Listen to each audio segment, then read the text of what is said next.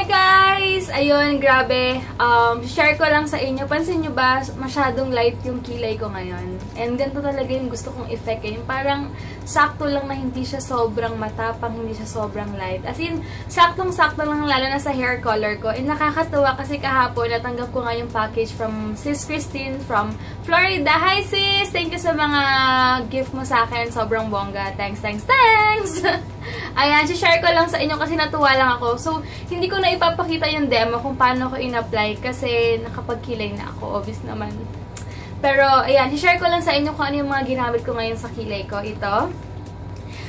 Yung base ko, yung pencil ko is from Milani Easy Brow. Automatic pencil, water resistant. From USA. Natural taupe, yung ano niya, yung shade yan. Hindi ko alam kung nakikita niya, guys. Ayan.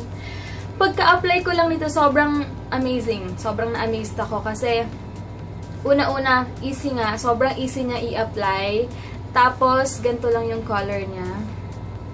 Ayan, kung nakikita niyo. Kita niyo ba? Super light lang siya and hindi siya matapang sa kilay and sa look mo.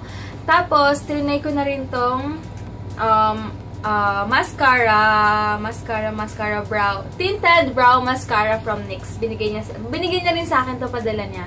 And akala ko noona parang wala lang siya kasi parang super light. Pero kapag nasa kilay mo na tapos partner niya to, sobrang bongga talaga. Kasi tignan niyo yung effect niya, oh. Parang parang wala lang. Kasi natural lang yung kilay mo. And tignan nyo yung color nito. Ano bang, wala kasing color na nakalagay, pero ewan ko. Pasensya na kasi wala talagang color, pero tignan nyo na lang yung loob niya. Kung gusto nyo mag-avail. Ayan, ganyan siya.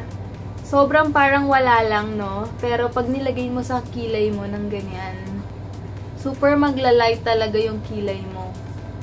Mas ka-color na siya ng kapag blonde ka, magbi-blend siya na kasi parang wala ka lang talagang kilay. Parang yung kung napapansin niyo, ang ganda ng kilay ni Vice, ganda. Sobrang gandang-ganda ako sa kilay niya kasi sobrang light na, sobrang blonde na hair na, pero parang wala lang, 'di ba? Kaya, kung gusto niyo itong i-avail, for sure meron naman to sa NYX and sa Milani. Ayan, itong dalawa. Ito naman, alam niyo na yung shade Natural Taupe, and ito walang shade na nakalagay, but ito yung color niya. Sobrang, ano bang color nito? Parang may, color ng khaki. Ganyan, color yung khaki. Tapos, yan lang. And hindi ko alam kung magkano yung price ito. Pasensya na kasi regalo sa akin. But tignan nyo na lang kung meron sa online or sa mga stores. Yan lang, guys!